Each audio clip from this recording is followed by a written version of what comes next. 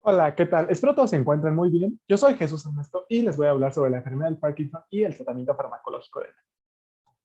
Para empezar, definamos qué es el Parkinson. Pues bueno, el Parkinson es como tal un trastorno neurodegenerativo que se caracteriza por la pérdida de las neuronas dopaminérgicas de la parte compacta de la sustancia negra que proyecta el cuerpo estriado. El cuerpo estriado, a su vez, está conformado por los núcleos putamen y caudado y, pues bueno, de los ganglios basales. Y pues bueno, los síntomas típicos de esta enfermedad son la bradicinesia, la rigidez, el tiempo del reposo y la inestabilidad postural. Pero estos no son como tal un diagnóstico, no son como factores mnemónicos de la enfermedad. Está considerada como el segundo trastorno neurodegenerativo en frecuencia a nivel mundial y se calcula que cerca del 1% de la población mayor de 65 años lo padece. Eh, También es importante definir que no es lo mismo el Parkinson que el Parkinsonismo. Como tal, el Parkinson es la enfermedad ya diagnosticada y el Parkinsonismo se trata de una serie de alteraciones motrices que están que son típicas del Parkinson, pero no se están relacionadas con el Parkinson y que pueden estar incluso relacionadas con un tratamiento farmacológico como el que sea para la esquizofrenia. Hablemos un poquito de la etiología de la enfermedad. Para empezar, la enfermedad tenemos que entender que es una enfermedad multifactorial e idiopática. Esto significa que no tiene un origen conocido, pero que se debe a múltiples causas. Entre esos factores están los factores genéticos, los factores ambientales y el envejecimiento. ¿Esto qué genera? Pues genera una pérdida de las neuronas dopamínicas y por ende de la dopamina, la aparición de cuerpos de Lewy, que no son otra cosa más que inclusiones intracelulares de alfa-sinucleína, que es una proteína defectuosa, y se cree que esto está provocado por alteraciones moleculares, por muerte celular, principalmente por estrés oxidativo, una hipótesis clínica que no es otra cosa más que un ampliamiento de las proteínas y la producción irreversible de la enfermedad. Esto nos puede orientar hacia el diagnóstico, pero únicamente post-mortem. Como tal, el diagnóstico de la enfermedad del Parkinson se da cuando un paciente responde al tratamiento con levodopa-carbidopa, que es el fármaco que reduciremos posteriormente. Ahora, hablemos un poquito de la dopamina. Pues como tal, la dopamina es un neurotransmisor de la familia de las catecolaminas. Las catecolaminas son neurotransmisores derivados de la tirosina y entre ellos están la dopamina, la noradrenalina y la adrenalina. La dopamina como tal modula acciones en el sistema nervioso de memoria, recompensa, emociones y la actividad motor. Eso es importante. Y algo muy, muy importante de la dopamina es que no causa barrera hematoencefálica. Por favor, guárdenlo. Eh, y pues bueno, en cuanto a la síntesis de la dopamina, pues como les dije, toda es una catecolamina derivada de la tirosina y por ende el primer paso es de tirosina a L-dopa por medio de la tirosina hidroxilasa, es el paso limitante y luego de L-dopa a dopamina por la L-anilinoácido aromático descarboxilasa. Por favor, esta enzima también hay que recordarla, es muy, muy importante. Después se convierte en noradrenalina, pero eso no es tema de esta conversación. La neurotransmisión dopaminérgica, pues bueno, primero hay que aclarar que la tirosina entra a la terminal presináptica por medio del transportador de aminoácido aromático neutro y esto es importante también. Una vez dentro de la terminación presináptica, la tirosina se convierte en L-dopa y posteriormente en dopamina por la aminoácido aromático descarboxilasa y se almacena en las vesículas para después ser librada. Para entrar a las vesículas entra por un transportador de MAC y pues por estas vesículas provocan la liberación de la dopamina cuando hay un aumento de los niveles intracelulares de calcio. Una vez que está en la sinapsis nerviosa, la dopamina tiene sus receptores con los receptores de 1 y los receptores de 2. Estos receptores son dos familias, como les dije, la familia de receptores de 1, que está principalmente asociada con un aumento de los niveles de MP cíclico intracelular y que se les considera receptores inhibidores, y dentro de esta familia están los receptores de 1 y los receptores de 5, y la familia de los receptores de 2, que está haciendo con la disminución de los niveles citoplasmáticos eh, de AMP cíclico. Y pues bueno, estos son los receptores de 2, de 3 y de 4. Hay que acordarnos muy bien primero de los receptores de 1 y los receptores de 2. El metabolismo de las catecolaminas. Pues bueno, la dopamina se metaboliza por dos enzimas, principalmente por la monoaminoxidasa aldehído deshidrogenasa o MAO y la catecolometiltransferasa o COMT. Y posteriormente se convierte en ácido homovanílico que se excreta principalmente por la orina, más del 90% prácticamente. Ahora, hablemos un poquito de las vías centrales de la dopamina en el sistema nervioso central. Como tal, la dopamina tiene 4 vías centrales en el sistema nervioso central. Estas vías son las siguientes. La vía mesolímbica y mesocortical, que están principalmente implicadas en la enfermedad de esquizofrenia y modulan la motivación y el refuerzo positivo, etc. La vía tuberoinfundibular, que está relacionada con la secreción de prolactina, Y en este caso, la vía que nos interesa como tal es la vía nigrostriada. ¿Por qué nos interesa esta vía? Pues para empezar hay que aclarar que la vía nigrostriada es el tracto más largo del cerebro y contiene cerca del 80% de dopamina cerebral, para empezar. Esta vía se proyecta desde la parte compacta de la sustancia negra hasta el núcleo estriado, específicamente al caudado putamen, y está involucrada en la estimulación del movimiento voluntario. Por ende, cuando hay una alteración en esta vía, pues se provoca los síntomas típicos del Parkinson o el parkinsonismo. Esto también es muy importante y hay que entenderlo, que esta vía es la principal afectada cuando se da el Parkinson. También hay que hablar un poquito de los ganglios basales, porque como ya les había dicho, pues está involucrado el cuerpo estriado que forma parte de estos ganglios, específicamente. ¿Estos ganglios qué hacen? Como ya saben, los ganglios basales regulan el movimiento voluntario, pero no de manera directa, sino de manera un poco más indirecta. Estos más relacionados con el movimiento fino, con aprender ciertos patrones, y pues lo que hacen estos ganglios basales, que es lo siguiente, pues reciben información de la corteza cerebral, la procesan, y en este caso la procesan en contexto de las señales dopaminérgicas de la sustancia negra, y posteriormente la envían de regreso al tálamo para que el tálamo envíe señales al cerebro de haz algo o no hagas algo. Prácticamente es un sistema, es un filtro para saber qué información podemos hacer, y digo, qué movimientos se deben realizar y qué movimientos no. Y como les digo, para movimientos un poquito más finos. Dentro de los ganglios basales existen dos vías.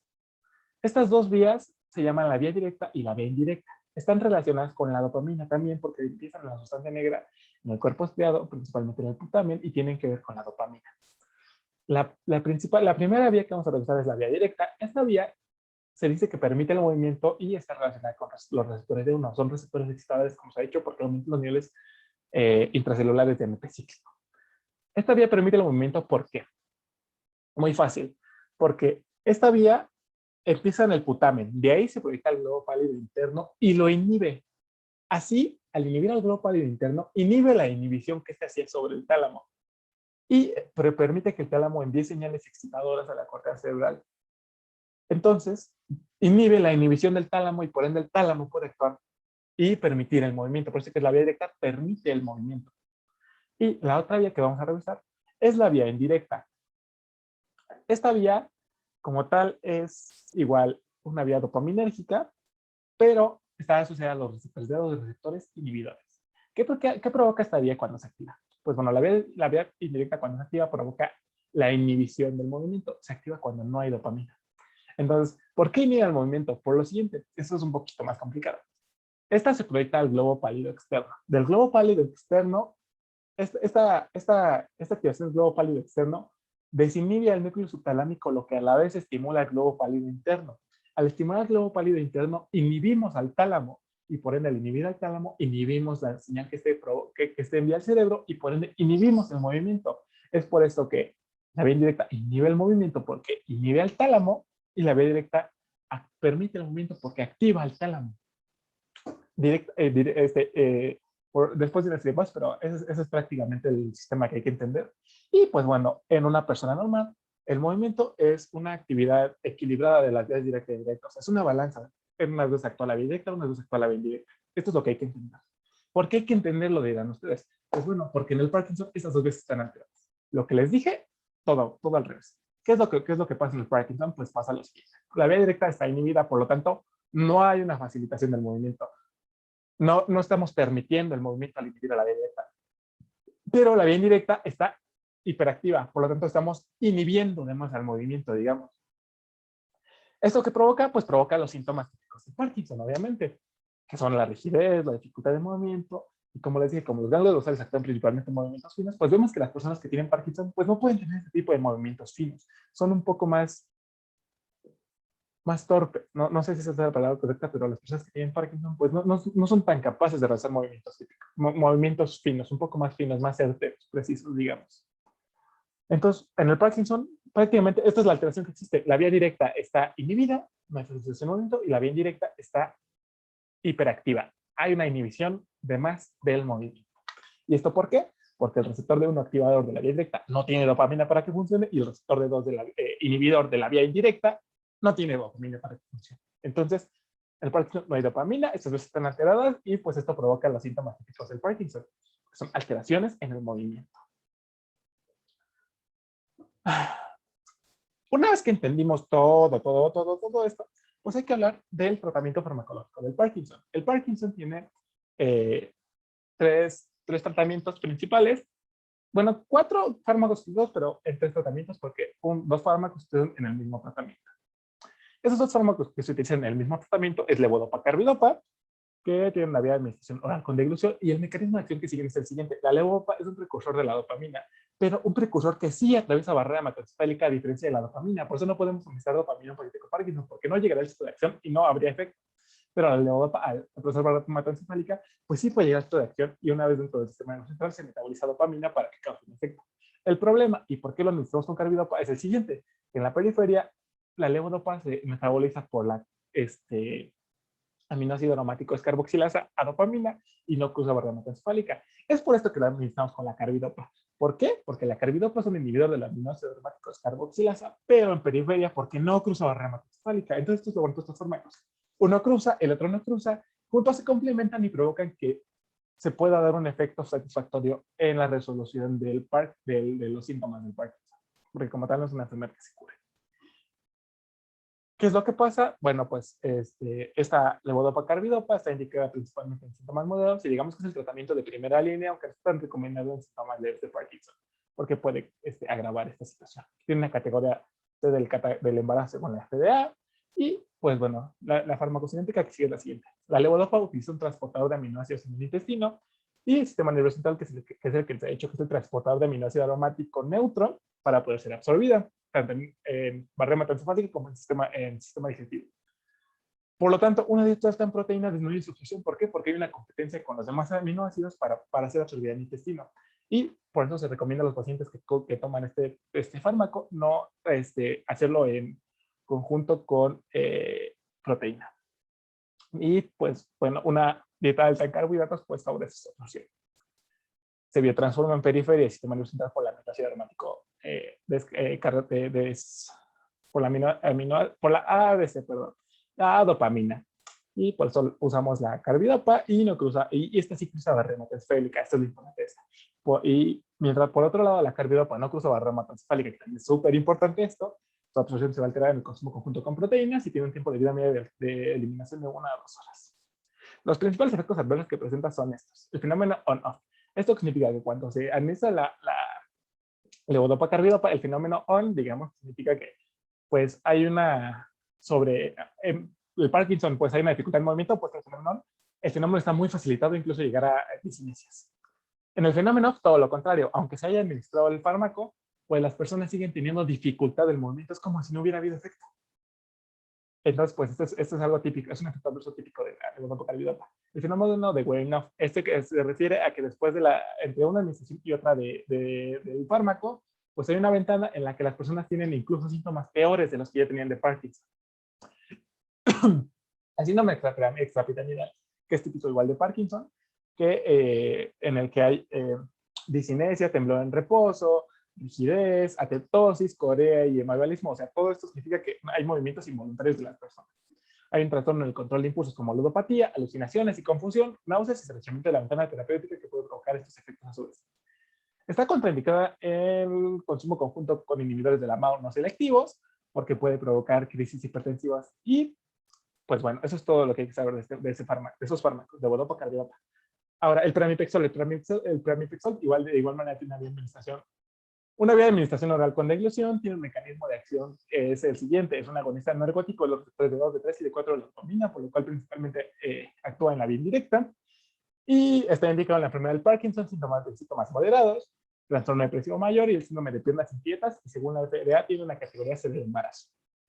La farmacocinética relevante de esta es la siguiente: tiene una formulación de liberación prolongada, tiene un tiempo de vida media de 8 a 2 horas, por lo tanto es tiene un tiempo de vida media más alto que la levodopa-carbidopa, tiene una biodisponibilidad del 90% y una eliminación de 90% renal sin cambios. Esto es importante en pacientes que tengan disfunción renal.